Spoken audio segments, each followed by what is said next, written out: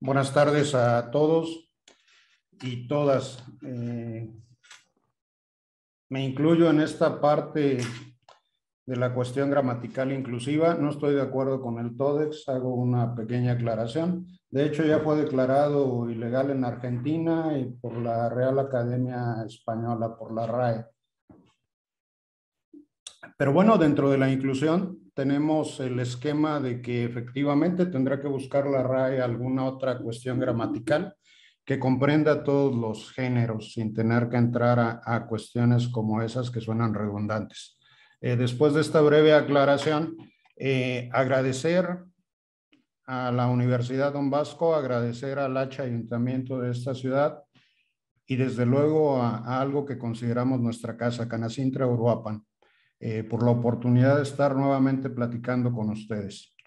Previo a iniciar, debo de comentarles que he procurado seguir algunos de los temas que han sido impartidos por distintos conferencistas, compañeros ponentes, concretamente sobre el compliance y sobre la contratación de personal subordinado, porque considero que se ligan perfectamente con los temas que Grupo Aboga en esta ocasión presentará para ustedes.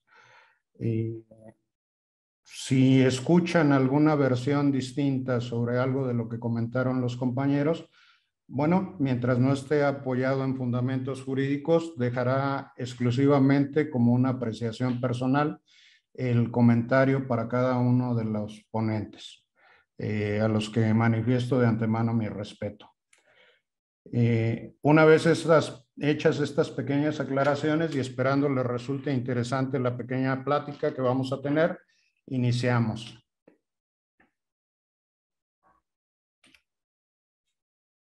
La responsabilidad empresarial en materia jurídica. Se cree de manera equivocada que la empresa, una vez cubierta en varios esquemas y con la argumentación básica y la documentación básica, elude las responsabilidades que en derecho le corresponden. Cuestión que es totalmente falsa y sobre la que trabajaremos la presente ponencia. Las ramas principales donde existe una responsabilidad para la empresa lo son en materia civil de contratos o contractual, para responsabilidad civil objetiva, que es un mecanismo a través del cual se le puede obligar a la empresa a cubrir las cuestiones que no estén contempladas en alguna otra legislación. La responsabilidad penal empresarial. Sé que para muchos resultará curioso, increíble o novedoso el saber que la empresa como ente moral, como esa persona imaginaria que tenemos en el derecho societario, puede cometer una conducta típica que lo lleve a una responsabilidad penal. La responsabilidad fiscal empresarial. Actualmente el SAT está encargado de esta parte y bueno, las multas no son pocas. Hace algunos años comentábamos sobre la creación de las sumas y desvincularlas o desindexarlas del salario para efectos de pago de cuestiones que no tuvieran que ver con la relación laboral. Y bueno, la autoridad actualmente les va a fincar las multas entre un mínimo y un máximo de UMAS. La responsabilidad de seguridad social de la empresa. El medio ambiente laboral cada vez se vuelve más obligatorio. No es lo mismo llegar a un centro de trabajo que tenga todas las cuestiones establecidas a través de comisión y todas las condiciones para tener un medio ambiente laboral saludable, a llegar a una empresa que ya tenemos como un mecanismo de aprehensión y estresor.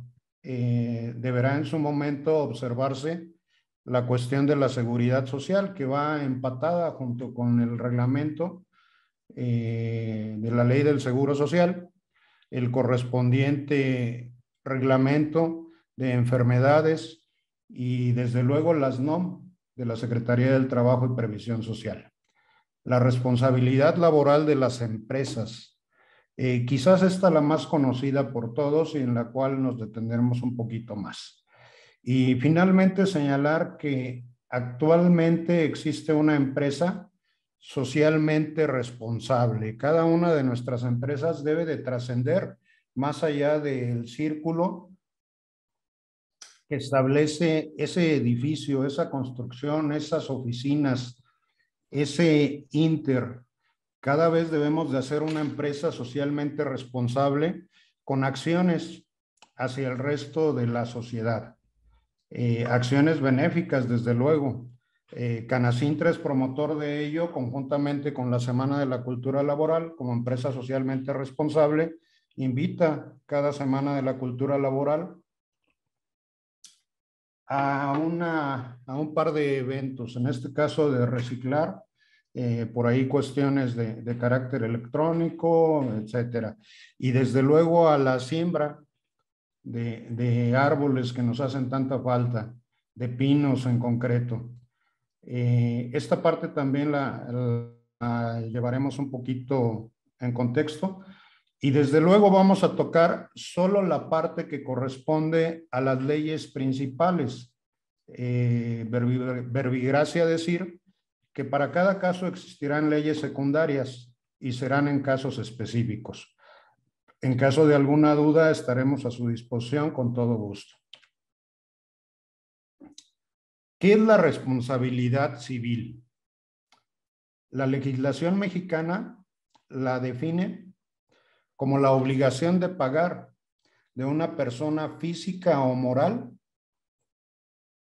por los daños y perjuicios ocasionados en el patrimonio de otra persona.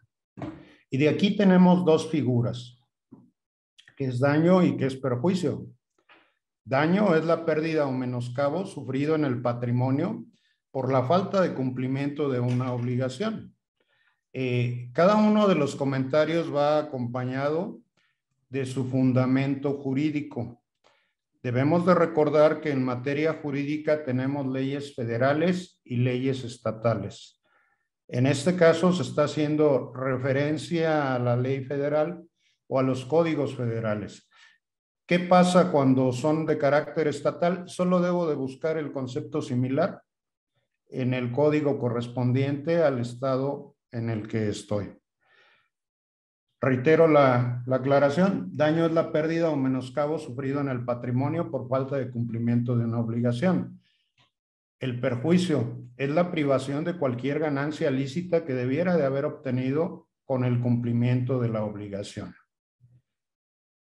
Las obligaciones pueden estar previstas en una declaración unilateral de voluntades a través de un convenio o un contrato. Haciendo un paréntesis aquí sobre convenio y contrato. Tenemos compañeros juristas, tenemos aquí contadores, personas de trabajo social, etcétera, que suelen confundir un poquito el convenio con el contrato. Son dos figuras distintas. El contrato se ajustará a los parámetros que la ley me permite y el convenio será el acuerdo de voluntades que más allá de la ley, mientras se trate de cuestiones lícitas, podemos celebrar entre las partes. Es decir, son como el árbol, uno de ellos, y como la rama, el otro. Esta fase de la responsabilidad civil se desprende de los contratos, como lo señalamos hace un momento. Y la ley nos define que el convenio es el acuerdo de dos o más personas para crear, transferir, modificar o extinguir obligaciones. Los convenios producen o transfieren las obligaciones y derechos tomando el nombre de contratos.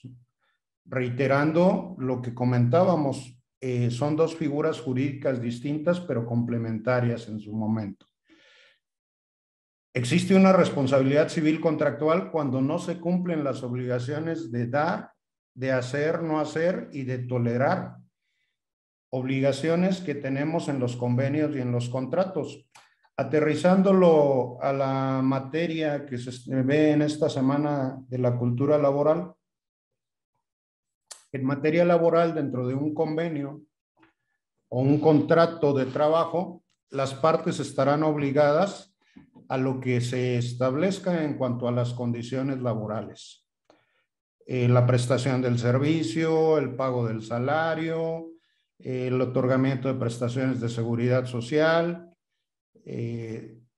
todo esto enmarcado en términos de la Ley Federal del Trabajo. Debemos de recordar que hay obligaciones de trabajadores y de patrones, y dentro de la Ley Federal del Trabajo también existen obligaciones de dar, de hacer, de no hacer y de tolerar. Son parte básica en la licenciatura en Derecho, sobre todo en Derecho del Trabajo, dentro del área sustantiva. Cuando por alguna causa se establece alguna prohibición que por ley perjudique a un tercero, esta responsabilidad será de carácter extracontractual y como consecuencia de lo anterior estará sujeta a una responsabilidad civil objetiva a efecto de ser reparada.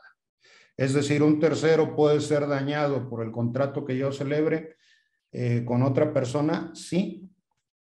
No me lo puede demandar de manera directa en la vía laboral porque no es un trabajador. Tendrá que buscar la alternativa y que lo es la responsabilidad civil objetiva que tiene como causa la responsabilidad civil contractual al tener esa falacia o esa ilegalidad extracontractual. Para las partes, la empresa tiene la obligación de realizar los contratos en los términos que enmarca la ley. No solo la Ley Federal del Trabajo, la Ley del Seguro Social, la Ley del Infonavit. No debemos de olvidar la Ley del Fonacot, el reglamento de Fonacot para estos efectos, y no debemos de olvidar también la Ley del Seguro Social. La materia laboral es tan amplia que no solo abarca lo que dice la Ley del Trabajo, Ley Federal del Trabajo, abarca también la seguridad social. Y por ahí nos permitimos señalar que más tarde tendrán una plática sobre los mitos laborales. Ya les explicarán más tarde por qué motivo es un mito laboral el que solo existe el seguro social. Y existe gente que cree que el seguro social es la seguridad social. Mito que será desvirtuado con fundamento en el momento oportuno.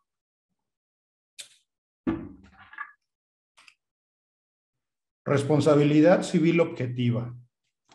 A través de esta figura jurídica, la persona que resultó con algún daño o perjuicio en su patrimonio, puede reclamar a la empresa, evidentemente, la resarcición del daño, el pago del cumplimiento de ese daño, o bien el otorgamiento de la cantidad que como perjuicio dejó de percibir. Tendrá que hacerlo en la vía civil y a través de esta figura, la responsabilidad civil objetiva. La reparación del daño debe consistir a elección del ofendido en el restablecimiento de la situación anterior. Es decir, si yo provoqué un daño, la persona a la que dañé puede solicitarme que las cosas las deje en el estado anterior, en el estado que las tenía antes del producimiento de ese daño. O bien puede optar por el pago de los correspondientes daños y perjuicios. Esto de manera optativa y voluntaria. Pero también si ese daño causado es de imposible reparación, ya no hay materia o no existe realmente algún modo de que las cuestiones puedan regresar al estado que estaban antes del suceso, por ley se va a determinar y establecer el pago del daño y perjuicio que le ocasioné y que debo de resarcirle a ese tercero. Reitero, el hablar de empresa, hablamos de patrón. A veces omitimos al patrón persona física. También a él le aplica, no solo a la empresa como unidad económica o ente de producción de bienes y servicios. Responsabilidad civil por hechos ilícitos. Nada nos impide poner alguna cuestión que vaya contraria a la ley. Esta situación será nula de pleno derecho, pero una vez ejercitada ante la autoridad competente. Como ejemplo y sobre la materia tratada, podremos señalar que en un contrato de trabajo, algún trabajador podrá pactar que se le pague un salario inferior al mínimo. Dicha cuestión, sabemos los que nos dedicamos a esta materia, que es nula de pleno derecho, pero no quiere decir que en la realidad no pase. Los criterios actuales del nuevo sistema de justicia laboral obligan a la autoridad a una serie de principios que deben de ser observados, entre ellos el de primacía de la realidad. Ese principio de primacía de la realidad implica, desde luego, que el juzgador tiene que observar no solo lo que dice la ley o lo que dicen los documentos, sino lo que lógicamente pasa dentro de nuestra sociedad. En este pequeño ejemplo, el artículo 33 de la Ley Federal del Trabajo establece claramente que son nulas las renuncias de derechos que los trabajadores hagan a las indemnizaciones, prestaciones, etcétera, y demás cuestiones. Dentro de estas prestaciones encontramos el salario. Y como consecuencia de lo anterior, si algún trabajador firma ese contrato, automáticamente la empresa no va a pagar el salario superior. ¿Pero qué creen? Cuando yo timbre mi nómina y se detecte tanto por Seguro Social o el SAT que no estoy pagando el salario mínimo, automáticamente subirán a ese trabajador al salario mínimo y estaré sujeto a las verificaciones que tengan que hacer las autoridades correspondientes. También la Secretaría del Trabajo y Previsión Social, a través de sus visitas, sobre todo las extraordinarias sobre condiciones de trabajo, puede detectar dicha falla, y debemos de recordar que en esas visitas y como consecuencia de ello puede resultar que esa cuestión ilícita sea observada por la autoridad y de nuevo se tenga que pagar una multa muy gravosa. Y aquí no confundir, la multa no es en salarios mínimos, no importa que la Secretaría de Trabajo y Previsión Social sea una autoridad de orden administrativo para efectos laborales. Ese procedimiento administrativo la faculta para sancionar a los patrones y lo hará en UMAS y no es nada barato. Si el daño o perjuicio, además de no ser equiparable, como lo poníamos de ejemplo en el salario,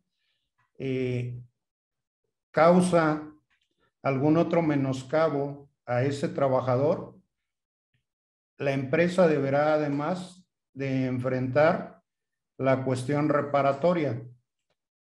Podemos señalarlo prácticamente en las cuotas de seguridad social. Si yo pago un salario distinto como salario base de cotización a lo establecido legalmente, estaré sujeto además a una multa, perdón, a actualizaciones, multas, recargos y en su caso gastos de ejecución por una auditoría que me obligará a pagar esos daños y perjuicios por ese menoscabo adicional al hecho ilícito que pacté dentro de ese contrato. Saliendo de la parte laboral y regresando a la parte civil, en materia civil prescriben en 2 años las responsabilidades civiles provenientes de actos ilícitos que no constituyan delito. La prescripción corre desde el día en que se verificaron o sucedieron los actos o hechos. Prácticamente la empresa queda obligada al cumplimiento de aquello que fue pactado. Si fue una cuestión ilícita, tendrán solo 2 años para reclamarme el cumplimiento, ya sea del resarcimiento de los daños y perjuicios, o en su caso, que las cosas regresen al estado anterior con la persona que haya sido contratante.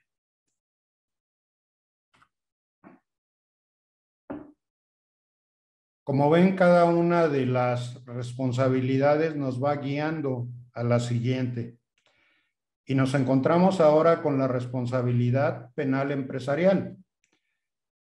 Y para esto, los que estudiamos derecho debemos de recordar las figuras de la tipicidad y atipicidad. Esto es cuando una conducta señalada o establecida por la ley encuadra con la acción o el acto que hemos cometido, será una conducta típica y será susceptible de ser aplicado el el Código Penal en la parte conducente. Si no se reúnen la totalidad de elementos que nos pide el delito, bueno, será una conducta atípica. La responsabilidad penal empresarial se da por acción o por omisión y puede ser en un delito instantáneo cuando en ese mismo acto, en ese mismo momento, se realice la conducta. Puede ser permanente o continuo cuando este sucede y sigue presentándose en distintos tiempos. Aquí reitero, regreso un poquito a la cuestión laboral para efectos de dejar más claro el punto. Regresamos a esa parte del salario, si fuera un contrato laboral. Si yo pacté el pago de un salario mínimo, lo que ya sabemos que es ilegal, perdón, inferior a un salario mínimo, cada que pago ese salario, el acto se seguirá generando. Es algo que conocemos como de tracto sucesivo. Es decir, esa condición se actualiza cada que hago el pago de manera ilegal.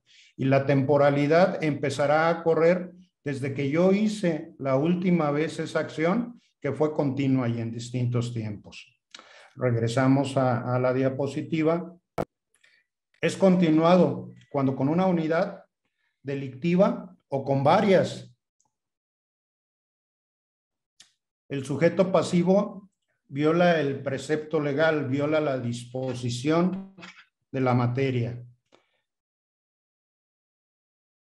Cuando la conducta se realiza además con dolo, esto es con la plena causa y conocimiento de que lo que estoy haciendo es totalmente ilegal.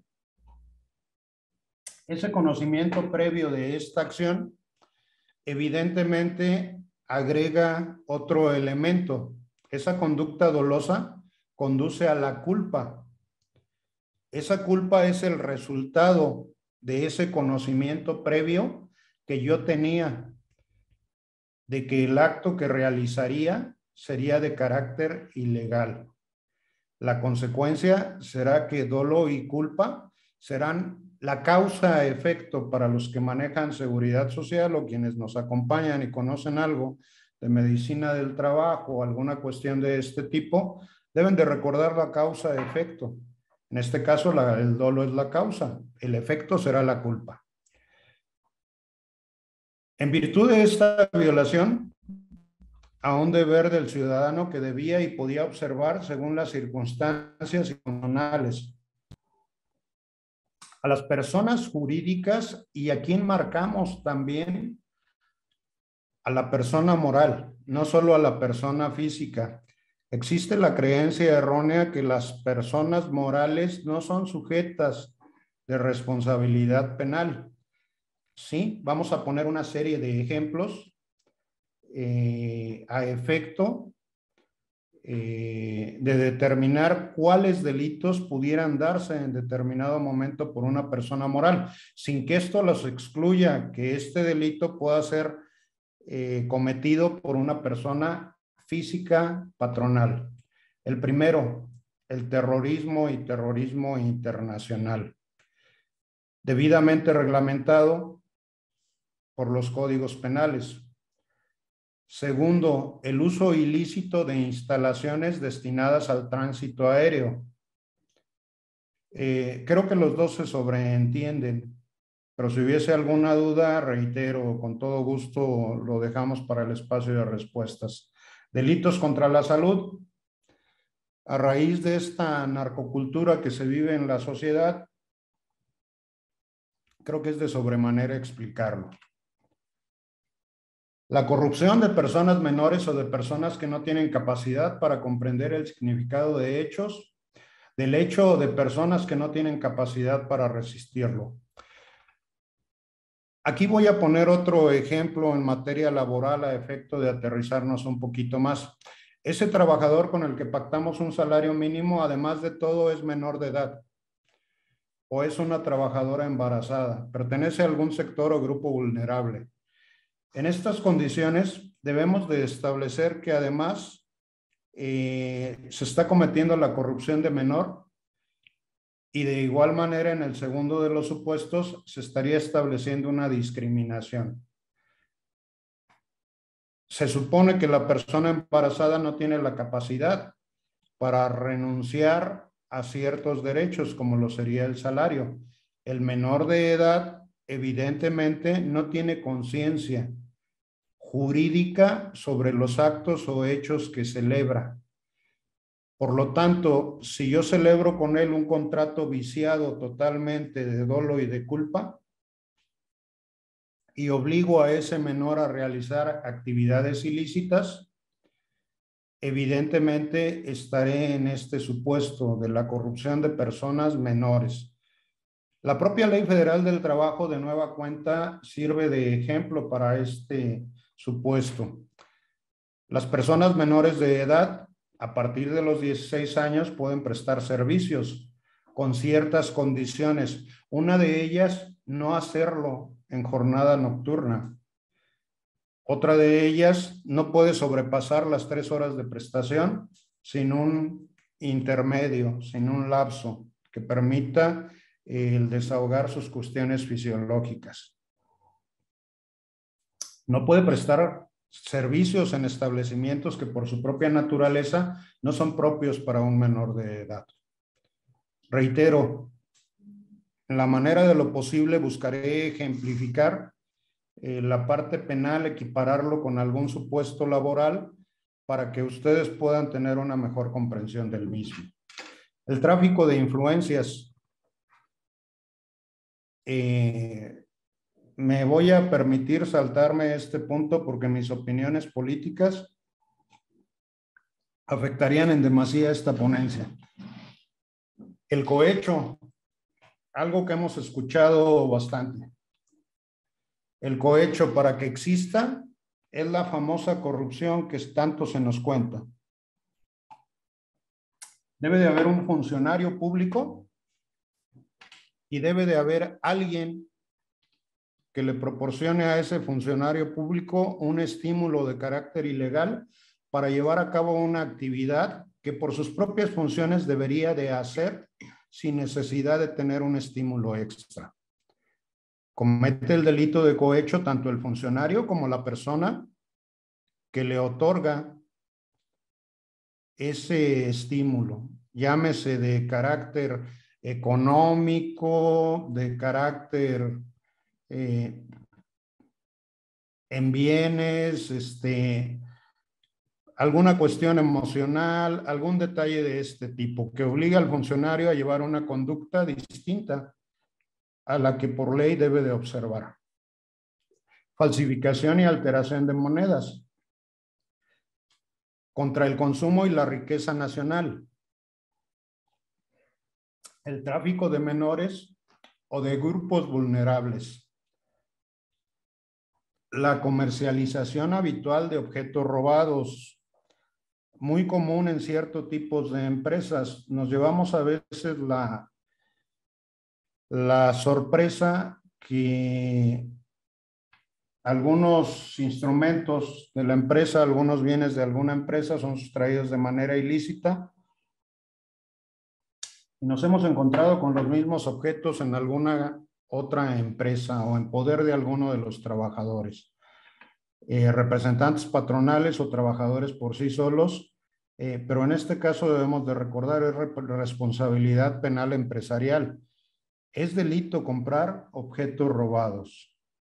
Máxime actualmente que todo está debidamente soportado en su mayoría por procedimientos de identificación como los códigos QR, números de serie, modelos, etcétera.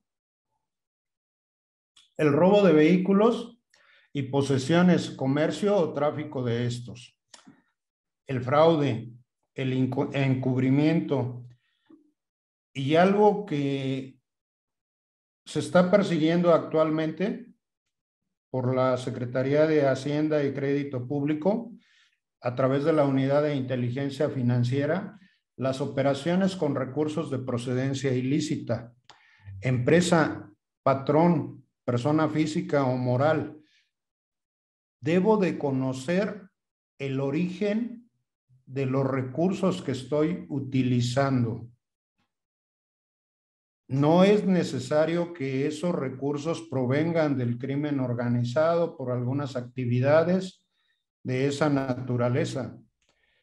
Si yo manejo dinero que no ha sido debidamente fiscalizado, la Unidad de Inteligencia Financiera dará paso a abrir una investigación, una denuncia a través de este mecanismo y la Fiscalía tendrá que abrir una carpeta de investigación por el uso de recursos de procedencia ilícita. En tanto no demuestre yo el origen legal de esos fondos, contrario a derecho, porque sabemos que primero deben de acreditarme y no presumir el delito. En materia de recaudación, recuerden que no es así. El obligado tiene que acreditar primero el origen de los recursos.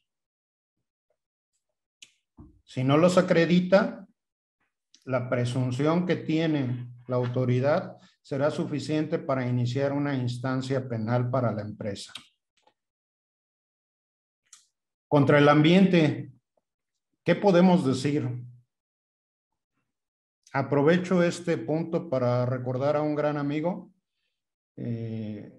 que falleció a consecuencia de una defensa de estos recursos naturales en nuestra ciudad. La quema por empresas de cierto tipo de vegetación para cambiar el uso de suelo es un delito contra el medio ambiente. El arrojar los desechos de la empresa que son altamente contaminantes es un delito. El que esos residuos no sean conservados en los recipientes que para los efectos establecen las disposiciones de la Secretaría de Salud y los diversos de las leyes que les correspondan, es un delito. Mencionaba hace algunos minutos que dentro de la responsabilidad empresarial, una empresa socialmente responsable, Canacintra pone un ejemplo de ello al hacer el manejo de residuos de carácter electrónico, de baterías, de computadoras, de teclados, de celulares, pilas de celulares, pilas para el funcionamiento de aparatos electrónicos, etcétera.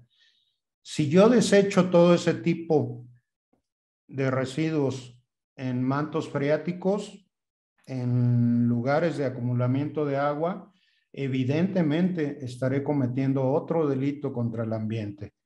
Todo lo que tenga que ver con perjudicar la naturaleza en el contorno y contexto en el que vivimos, evidentemente es un delito. En materia de derechos de autor, debemos aquí señalar que cuando presentamos como empresa algún trabajo, algún proyecto que nos fue pedido, realizamos algún trabajo para algún cliente, debemos de tener el cuidado de respetar el derecho de autor. Un servidor tuvo la desgracia de que me enteré por internet que una persona utilizaba el nombre que hemos posicionado a través de años para dar un servicio. Se hicieron las gestiones pertinentes y todo quedó correcto. Pero tengo la obligación legal de cuando cito a alguna persona, cuando cito algún libro, cuando cito algún manual, cuando cito el trabajo de alguien, ya sea a través del sistema APA o el que ustedes prefieran, debo de hacer las notas respectivas dándole al autor evidentemente la distinción que se merece. No hacerlo se llama piratería y está debidamente tipificado por la ley. De igual manera, debemos de recordar que ese derecho de autor está 100% garantizado y nos puede acarrear no solo una responsabilidad penal para efectos de la reparación del daño, sino también una reparación civil objetiva cuando no sea suficiente la cuestión penal. Acopio y tráfico de armas, contemplado por la Ley Federal de Fuegos y Explosivos. Tráfico de personas, tema recurrente por el fallecimiento de algunos compatriotas y seres humanos habitantes de Centroamérica que acaban de fallecer en un tráiler en la frontera norte, pasando la frontera norte de nuestro país. Pues sí, es una violación a las leyes de migración. Hay gente que desconoce que el tránsito ilegal de estas personas por todo el país o de este país hacia Estados Unidos es un tráfico de personas y está violentando no solo el Código Penal, sino también la ley de inmigración. Tráfico de órganos. México, desgraciadamente, no tiene una cultura correcta de donación de órganos. Cuando yo vendo el órgano de alguna persona fallecida o a punto de fallecer y no obtuve los correspondientes registros, evidentemente estoy cometiendo un delito, una violación a la Ley General de Salud. La trata de personas, ya la comentábamos hace un momento. La introducción clandestina de armas de fuego que no están reservadas, o sea, que no son de uso exclusivo del ejército, de la armada o de la fuerza aérea. Debemos de recordar que las armas no son solo las armas de fuego y que hay calibres que son permitidos por la Secretaría de la Defensa Nacional. Calibre 25 hacia abajo. Pero estos calibres están autorizados para efectos de mi defensa familiar. Estas armas deben de estar en mi domicilio a través de un permiso expedido por la propia Sedena. Pero no debo de portarlas cuando estoy en la empresa. O en la empresa no puedo tener armas de este tipo. Y de otro tipo, las llamadas armas blancas. A veces olvida la gente que una navaja es un arma. Un cuchillo, alguna guadaña, un machete, todo este tipo de armas blancas y las armas de fuego. Faltaría a lo mejor ahí ampliar un poquito ese punto. El secuestro. Evidentemente, por sí solo y per se, el privar ilegalmente de la libertad a una persona y al ya hacerlo con ánimos de un lucro, obteniendo un beneficio indebido, es secuestro. ¿Puede la empresa ser responsable? Sí. Dentro de la plática que hubo en relación al compliance, se establecieron una serie de mecanismos que nos van a servir al final con un pequeño cierre en esta ponencia.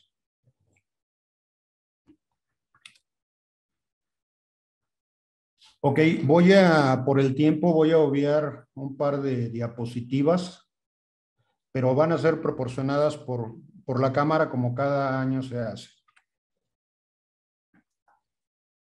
Estos delitos fiscales regularmente van acompañados de una planeación del funcionamiento de la empresa y son de los más recurrentes. A veces contratamos al profesionista con el fin de que evada la responsabilidad. En materia fiscal solemos contratar a un contador o a un abogado fiscalista para que nos haga unas proyecciones y que nos haga una serie de estudios y planteamientos para evadir la obligación tributaria que tenemos. Debemos de recordar que el gobierno no genera dinero, recauda dinero y lo distribuye.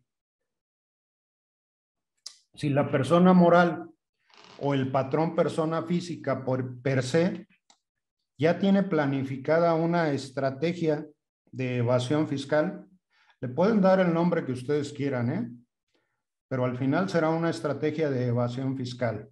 Tendrá evidentemente una conducta de carácter ilegal para efectos fiscales y también para efectos penales. Reiteramos, están enlazadas las responsabilidades. No podemos cometer una sola de ellas sin estar faltando a alguna otra. Al efecto y tomando en cuenta que el Estado solo es recaudador, nos dice la diapositiva, como obligación de los mexicanos en el artículo 31 constitucional, fracción cuarta, que los mexicanos tenemos la obligación de contribuir para los gastos públicos de la Federación, del Estado y del municipio. En este sentido, al redistribuir esa carga impositiva a cada uno de los contribuyentes, las personas morales y las personas físicas con el carácter de patrones, estamos sujetos a determinado régimen establecido por la Secretaría de Hacienda y Crédito Público a través del sistema de administración tributario. Y señalaremos que ese proceso de evasión o de eludir el pago de las contribuciones que debemos de hacer, llámesele impuestos, llámesele contribuciones, llámesele aprovechamientos, llámesele mejoras, está debidamente tipificado en la ley del impuesto sobre la renta y su correspondiente reglamento, conocido por ustedes como ISR, la del IVA, la del IEPS, un poquito desconocido por algunos, por muchos no, los que se dedican a la exportación. Tenemos varias amistades que se dedican a este rubro. Aquí en Uruapan, por la naturaleza propia, el aguacate, la fruta del aguacate es motivo de exportación. Existe una ley general de importaciones y exportaciones. Esta responsabilidad fiscal empresarial se establece a partir del artículo 70 del Código Fiscal de la Federación. Se relaciona con el 92 en cuanto a los delitos que se cometen con la evasión, que sería un delito por omisión o por acción en su caso, y de igual manera establece que cuando la Secretaría de Hacienda y Crédito Público, es decir, la autoridad, al cometerse una de estas conductas, adquiere el carácter de víctima para efectos del procedimiento penal. Y esta es la explicación para muchos abogados, directivos y representantes patronales de por qué motivo la Secretaría de Hacienda y Crédito Público tiene la facultad de presentar denuncias y querellas de tipo penal. Lo establece el artículo 92 del Código Fiscal de la Federación. Evidentemente, no solo puede formular esa querella. Debemos de recordar que la denuncia puede ser elaborada por cualquier persona que tenga conocimiento de un acto ilícito, pero la querella lo es de aquella persona que directamente es afectada por ese acto ilícito. Y dentro de esa querella, los dos delitos que más se cometen son el de contrabando. El contrabando no solo lo es de cuestiones de carácter ilegítimo o ilegal, como lo sería en su caso el contrabando de drogas, de enervantes, de armas, de dinero. No. Quien introduzca al país o exija de él mercancías sin el pago de contribuciones y cuotas compensatorias estará cometiendo el delito de contrabando. ¿La persona moral puede cometerlo? Sí. Los pedimentos de importación no son perfectos y son susceptibles de ser manejados. El segundo de ellos, la defraudación fiscal. Quien omita enterar a las autoridades fiscales dentro del plazo legal las cantidades que le corresponden por concepto de contribuciones. La empresa o patrón persona física están sujetos a cumplir con la ley del impuesto sobre la renta, con el IVA y las correspondientes imposiciones que resultan recaudatorias para los efectos de cada una de las personas. Reitero, la persona moral, las personas físicas, personas físicas con actividad empresarial, etcétera, las sociedades cooperativas como patrones. Estamos situados en distintos niveles dentro de la Secretaría de Hacienda y Crédito Público y para efectos del SAT. Checar cuál es el que nos corresponde y cumplir con la obligación legal de recaudación y de información en su momento nos hará estar fuera de este supuesto. Con motivo de la persecución de delitos se imponen penas privativas de libertad, así como multas en algunos casos. Aclarar aquí que es evidente que la persona moral per se no puede ser sujeta de privación ilegal de la libertad, pero sí de suspensión de operaciones o de clausura total. Y los socios sí son responsables hasta cierto punto del delito o la conducta de la que han sido omisos o evasores. ¿En qué casos hay penalidad para los patrones personas físicas o incluso representantes patronales en términos del artículo 11 de la Ley Federal del Trabajo? Cuando el daño se cause a personas y produzca la muerte. En caso de incapacidad total permanente, parcial permanente, total temporal o parcial temporal. Todos estos supuestos debidamente calificados por el Instituto Mexicano del Seguro Social dentro del apartado A. Dentro del B debemos de recordar, y el comentario lo hago porque uno de nuestros auspiciadores es el H Ayuntamiento. Dentro del apartado B aplicará la reglamentación correspondiente en seguridad social al ISSSTE. Nuestro ayuntamiento tiene celebrado un convenio de colaboración sobre atención médica con la institución de seguridad social llamada ISSSTE, al ser un instituto, al ser un organismo, un ente jurídico del apartado B del artículo 123 constitucional. La multa, ¿ok? Hablábamos hace rato que la Ley Federal del Trabajo desindexó hace algunos años, uno de los últimos actos de Peña Nieto, desindexó el salario para establecer multas y estableció las sumas. El artículo 484 de la Ley Federal del Trabajo, con independencia y sin contradecir el 1915 del Código Civil, los cuales resultan otra vez complementarios y no contradictorios,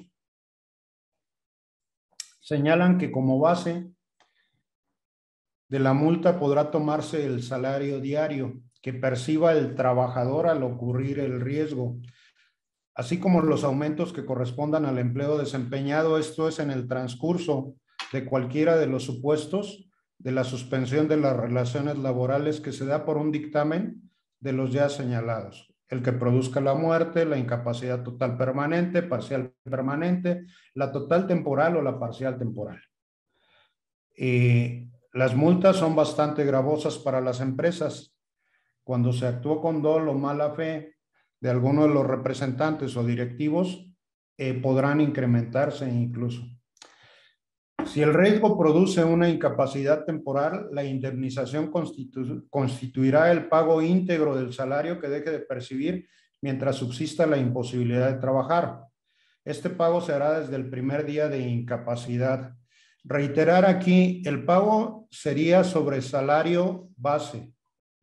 No nos vamos a meter en cuestiones del salario porque es un tema totalmente distinto, pero no es de menos el señalar que tenemos el conocimiento todos nosotros, conjuntamente con ustedes, que existe salario base de cotización, existe salario diario integrado, existe salario base.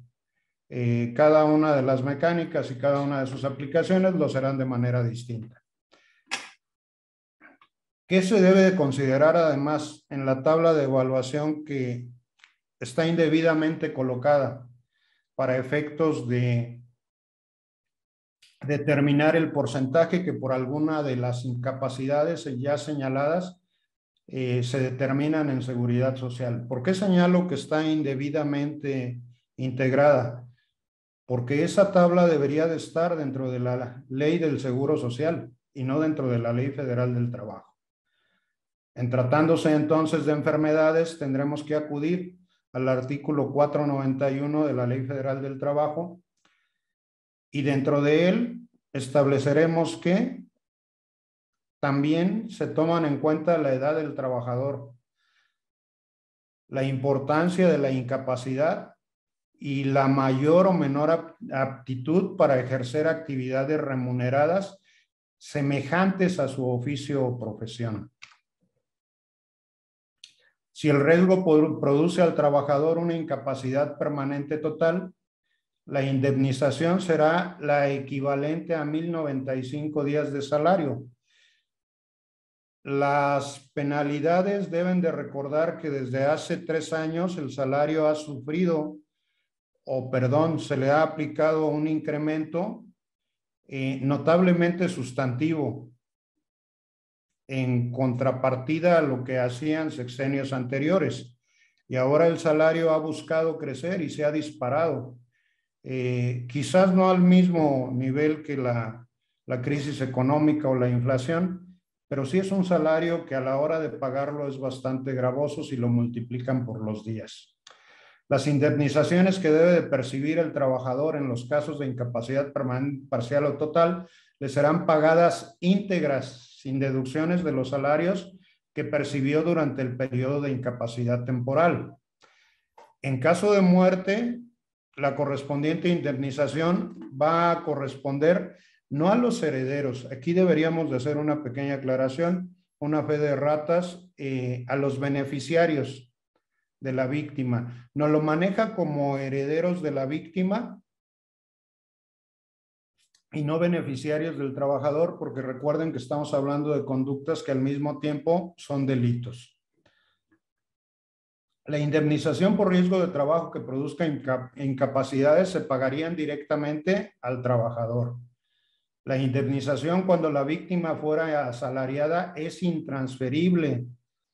En esta parte nos preocupa mucho. Existen empresas que hacen el pago de indemnizaciones a cualquiera de los familiares del trabajador. Esto es incorrecto. El trabajador tendrá a salvo su derecho para reclamar el pago de esa indemnización y se cubrirán preferentemente en una sola exhibición, salvo convenio entre las partes.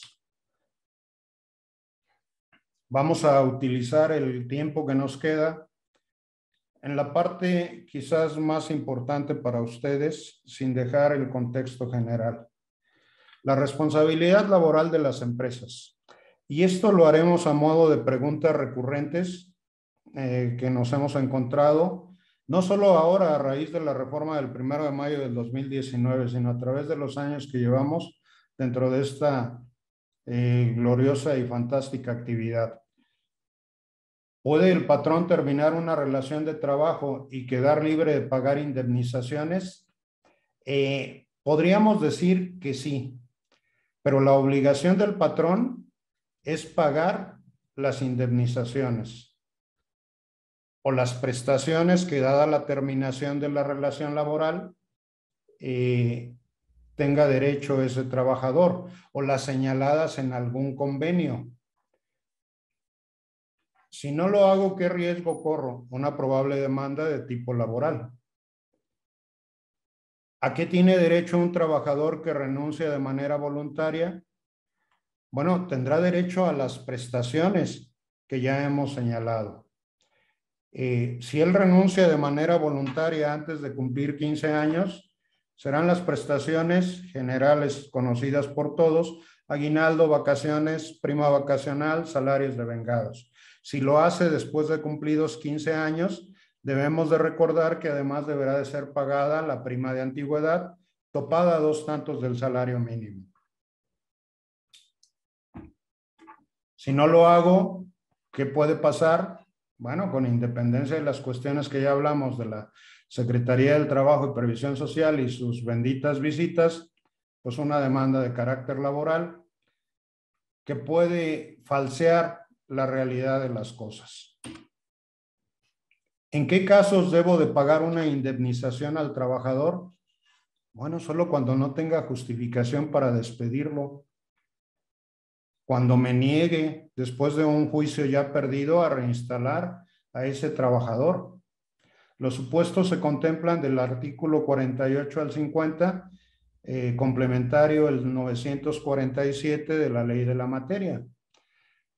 ¿Cuál es el salario que se toma de base para pagar indemnizaciones? Y aquí aclaro, solo indemnizaciones, no prestaciones.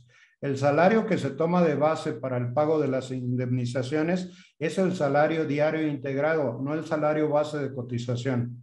Hacemos esa pequeña distinción porque a la hora de negociar regularmente con un trabajador, el trabajador pretende que cada una de las prestaciones le sea calculada a salario diario integrado. Esto es incorrecto, lo diría el doctor Carbonell, ya lo dijo la Corte.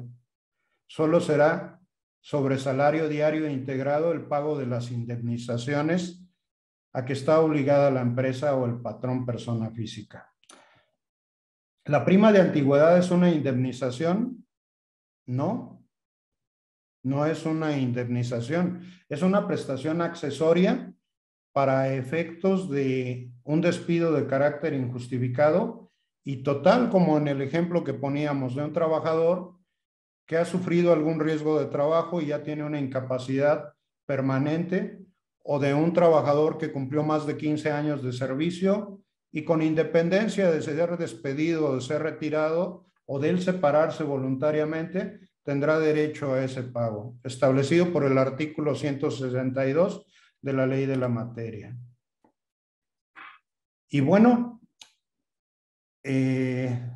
trataremos de cerrar un poquito esta pequeña plática con ustedes con la empresa socialmente responsable.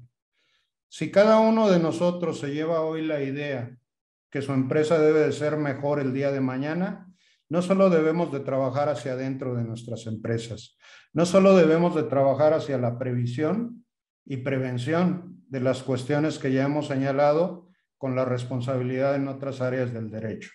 Debemos de trabajar también con una misión, visión y valores hacia el resto de la sociedad. Nuestra empresa tiene que trascender más allá de la cuestión meramente laboral.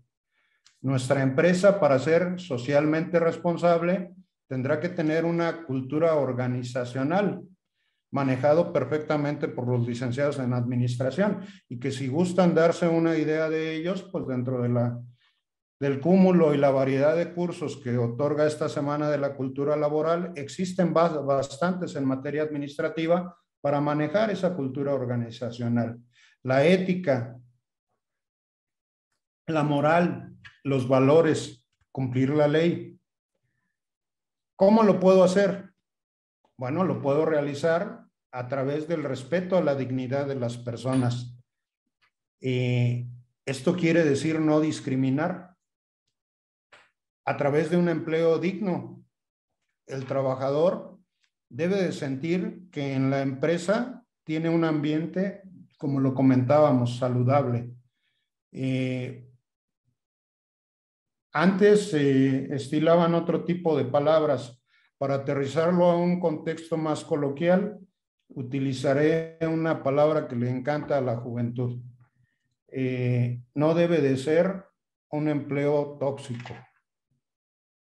El segundo, ese empleo digno debe de reflejarse, además, no solo en el respeto de la persona, del trabajador o del representante patronal, también opera a la inversa, opera para el entorno social, opera para los propios patrones, opera para la sociedad en general. La solidaridad. Nos hemos encontrado con que este valor está permeado en la cultura de Uruapan. Si sucede una desgracia, la comunidad, la sociedad y no solo la Cámara, sino la gran mayoría de personas son empáticas, se ponen en el lugar de las personas que sufrieron el siniestro o que están trabajando para combatir un siniestro. Y somos solidarios con ellos y empáticos y buscamos la manera de apoyarlos en lo que a nosotros pueda hacerse. Subsidiariedad. Debemos de recordar que se establece esta obligación de las instituciones hacia las empresas. Nosotros tenemos esas aportaciones de una manera subsidiaria. El mexicano tiene la costumbre, los abogados en concreto, perdón, una disculpa para mis compañeros litigantes, de pensar que todo es obligación de la autoridad. El ciudadano a veces piensa que todo es obligación del gobierno y para todo queremos que el gobierno solucione nuestros problemas. Señores empresarios, compañeros litigantes, también tenemos esa obligación subsidiaria. Que las cosas funcionen bien depende de todos, no solo del órgano obligado, también de quienes estamos dentro de ese esquema societario, laboral, de siniestralidad, etcétera. La contribución al bien común. Esta contribución suele realizarse a través de programas debidamente establecidos y de políticas determinadas en las empresas. Lo puedo hacer a través de cursos. Aquí pondría un ejemplo. La Universidad Don Bosco da una serie de cursos gratuitos de los cuales pueden tener conocimiento a través de la Escuela de de Trabajo Social, donde está programada una serie de eventos para efectos de que puedan tomar algunos diplomados, talleres, etcétera, de manera gratuita. Eso es una contribución al bien común, al bien social. La corresponsabilidad. Donde existe una falla, si no la corregimos, somos solidariamente responsables con el órgano que no la está cumpliendo. La confianza, parte básica de una empresa socialmente responsable. Algunas personas lo conocen como lealtad. Si yo recibo de la empresa, debo de corresponder a la empresa. La lealtad, la confianza no implican el que tenga que estar en un continuo pleito con mi empresa. No implican el no ser agradecido, no implican una inacción, al contrario, implican de nueva cuenta el ser empático y el entender las circunstancias en las que se está desarrollando el contexto. Y el trabajo de mi empresa, cuando se le tiene confianza y cuando hay lealtad hacia la actividad que representa, va a ser debidamente retribuido en su momento, tanto por la sociedad como por los clientes de esa empresa.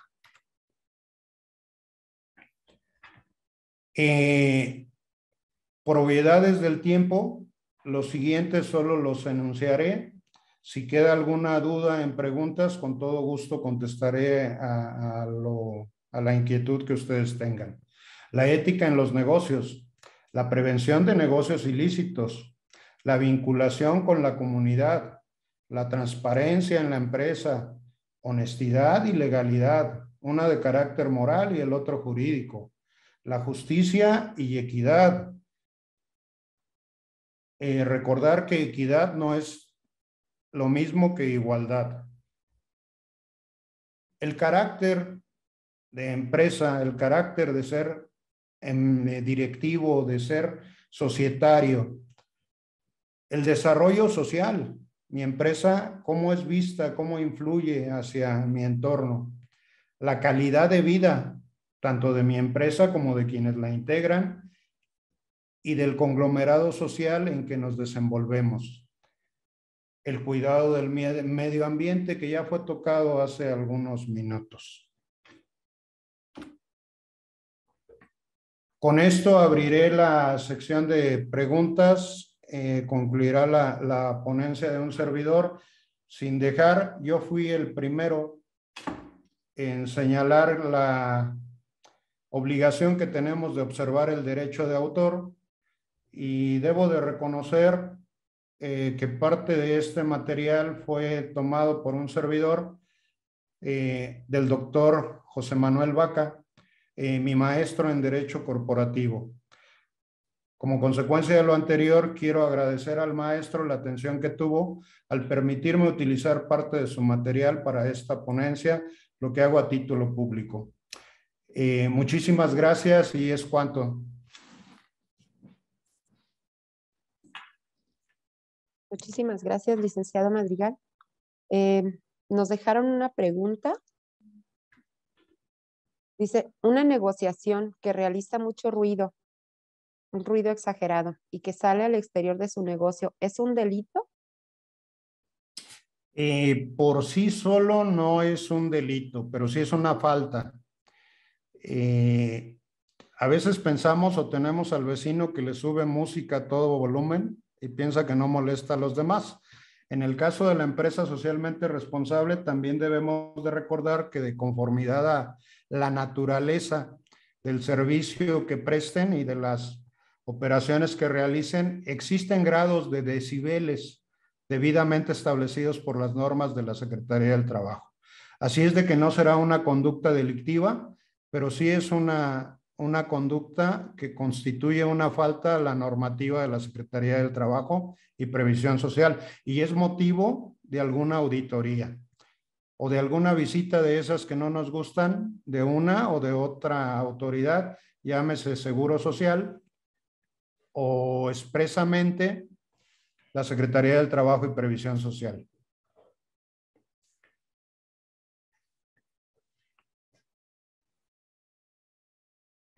También nos hacen un comentario en relación a que muchas empresas ya no generan antigüedad porque hacen contratos de un año. ¿Esto es adecuado? ¿Es legal?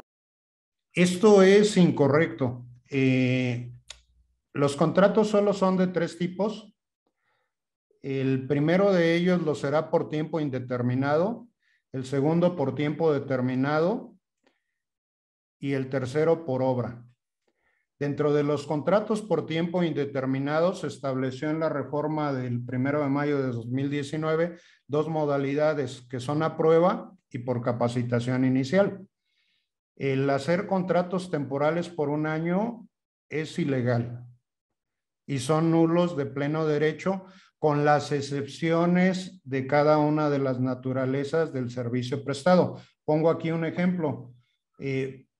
Si la situación laboral se adecua a la realidad, como comentábamos al inicio, evidentemente podrá hacerse ese contrato. Los maestros que laboran en escuelas particulares estarán sujetos a un contrato temporal equivalente al periodo escolar. Es decir, debe de existir la causa. Pero si se trata de contratos en general, no. De hecho, estos contratos se consideran de tipo continuo ya en un conflicto obrero-patronal. En relación a este mismo tema, nos comenta Laura Molina, el contrato de prueba es ilegal, por ejemplo, para las personas que trabajan bajo el régimen de comisiones. Y nos comenta Alejandra López, respecto a los contratos, hay instituciones que los renuevan cada 3 meses. Ok, bueno, prácticamente podemos contestar juntas ambas. El contrato de prueba no es ilegal. Es legal, lo está establecido como modalidad dentro de la propia Ley Federal del Trabajo. Lo que es ilegal es tener al trabajador con unos contratos a prueba como por ejemplo lo que nos señalan en la segunda pregunta, de cada 3 meses. No, esas relaciones son de tiempo indeterminado o tiempo indefinido y son solo mecanismos de simulación que se utilizan a veces de manera incorrecta y que tiene que ver precisamente con esa obligación de empresa socialmente responsable. Debo de tener mis contratos de acuerdo a la normativa. Finalmente, señalarle a Laura que además de que nos está señalando y ya le establecimos que el contrato a prueba no es ilegal, este contrato a prueba es distinto para trabajadores comisionistas.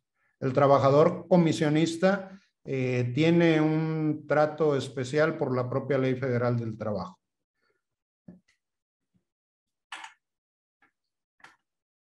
Jorge Iván Razo nos comenta, en temas regulatorios es materia de impacto social del ruido.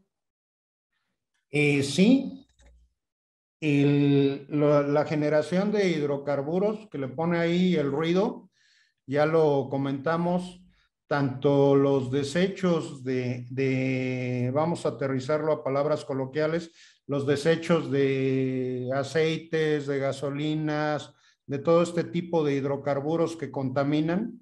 Hay una norma específica y hay empresas que se dedican a la recolección de estos residuos con autorización de la Secretaría de Salud y de la Secretaría del Trabajo y Previsión Social. Y respecto al ruido, ya lo señalamos, lo reiteramos, también existe norma oficial.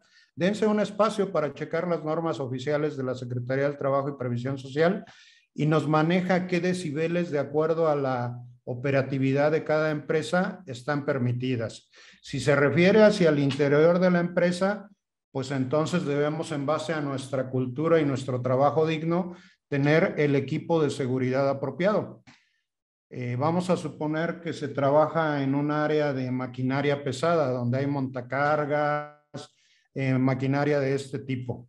Bueno, pues deberé de tener mis tapones auditivos y si es necesario, pues incluso hasta unos cojinetes u orejeras les llaman, a efecto de aminorar el ruido. Puede que los decibeles permitidos para esa empresa sean legales, pero quizás la condición del prestador del servicio o del trabajador no esté o ya tenga alguna deficiencia en el órgano auditivo. Debo de valorar todo eso antes de determinar si el ruido aquí en este caso constituye o no alguna falta. Muy bien. Nos pregunta Elisa Guzmán, ¿qué vigencia deberá tener el Código de Ética en relación a empresas socialmente responsables? La vigencia del Código de Ética deberá de ser permanente. Lo que se actualiza es la naturaleza de ese Código de Ética en relación con el entorno social. Como ejemplo, actualmente, desde unos años para acá, la equidad es obligatoria para todas las empresas. Debemos de recordar que existe el acoso y el hostigamiento ya determinado en el artículo 47 de la ley como una causal de conflicto obrero patronal. Mi código de ética debe de actualizarse a contemplar esos supuestos. Debo de establecer en mi código de ética la política a seguir para que no se dé el acoso ni el hostigamiento dentro de mi empresa.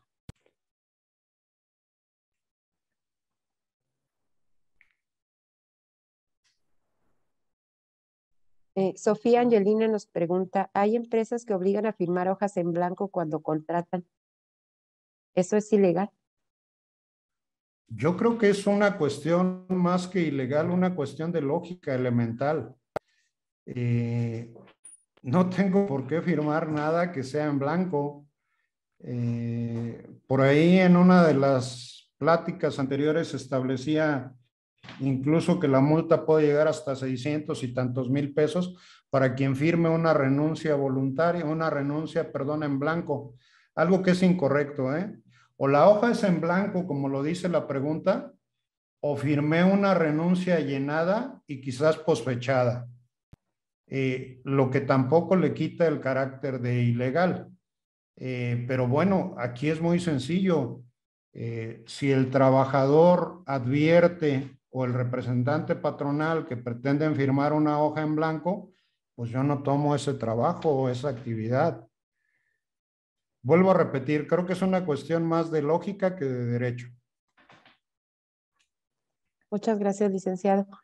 Jocelyn Mendoza, ¿qué es lo que el patrón puede hacer jurídicamente ante actitudes negativas e incluso ofensivas de trabajadores con personal directivo o encargado del personal en una empresa cuando se les instruyen actividades y procedimientos?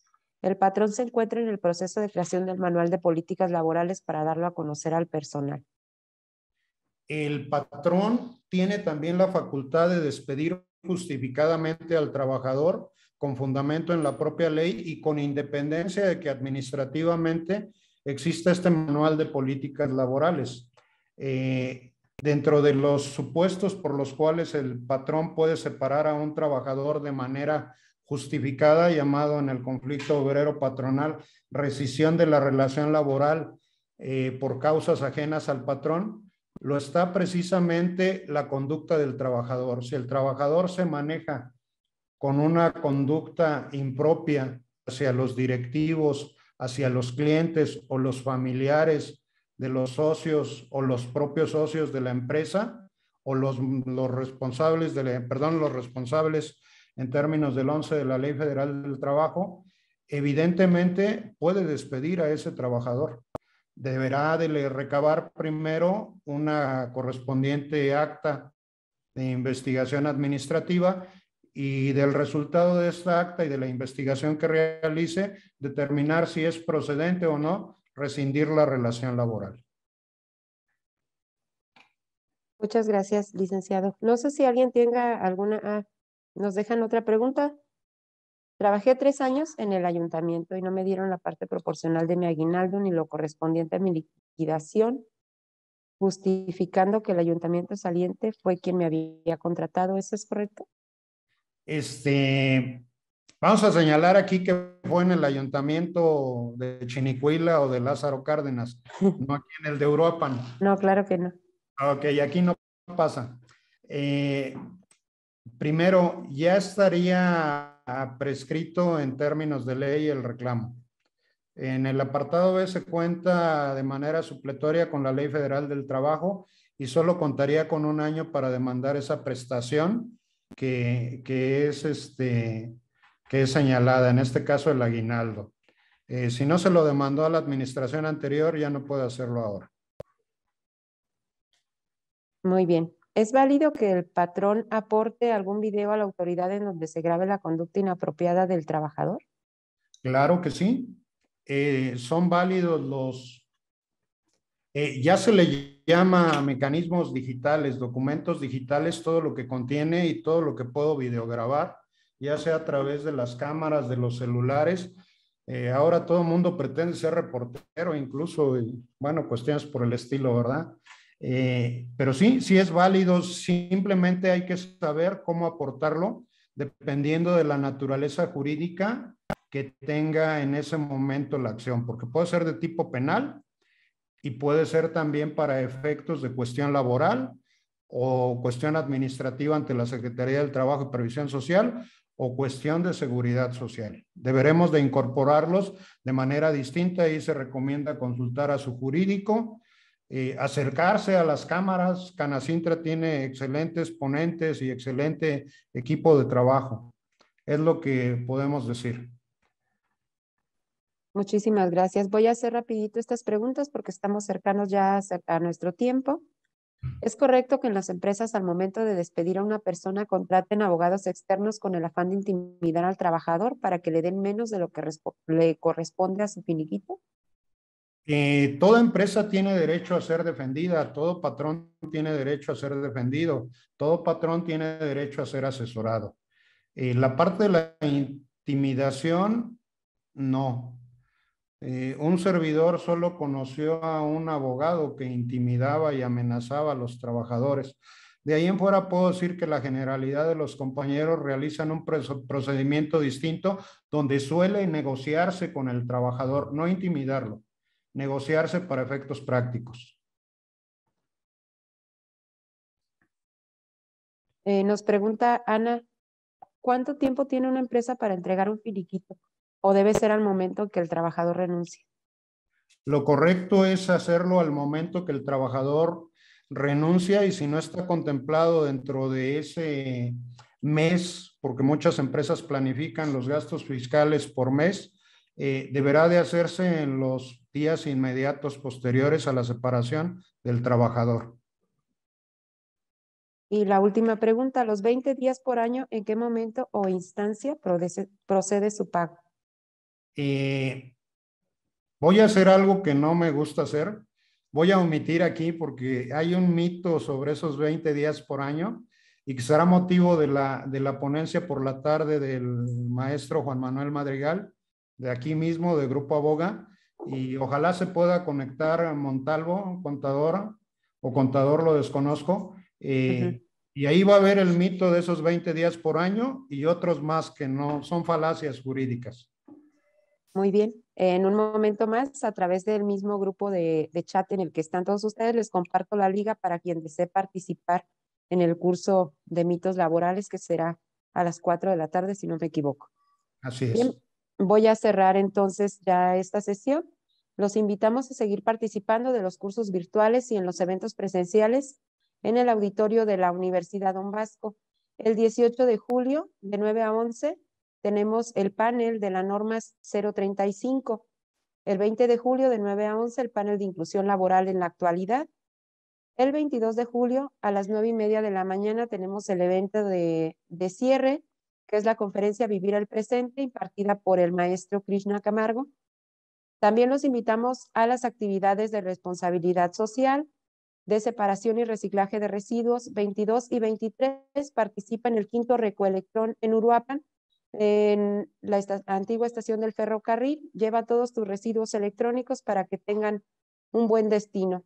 El 24 de julio, de 11 a 3 de la tarde, en la Plaza de San José Obrero, recolección de varios residuos para Recicla por Amor. Aquí es importante llevar los residuos separados y limpios. Se recibe PET, tapas, Tetra Pak, residuos metálicos, residuos textiles. Te invitamos a que acudas, a que te tomes tu foto, a que nos la hagas llegar a través de tu administrador de tu chat de WhatsApp para que podamos compartir contigo esta experiencia. Sin más, no me queda más que pedirte que por favor te quedes en tu grupo de WhatsApp. Te vamos a estar enviando por ahí la liga de descarga de tu constancia y el material que muy amablemente nos ha ofrecido el licenciado Juan Carlos. También te lo haremos llegar por esa vía. No me queda más que felicitar a nuestro ponente, agradecerle, licenciado Madrigal, siempre su disposición, su apoyo y su participación en la Semana de Cultura Laboral. Muchísimas gracias, una excelente presentación. Muchas gracias a Canacintra, al H Ayuntamiento y a mi alma de docencia en la Universidad Don Bosco. Muchas gracias por ese reconocimiento y como siempre a su disposición. Que estén bien, un gusto saludarles. Muchísimas gracias. Hasta luego.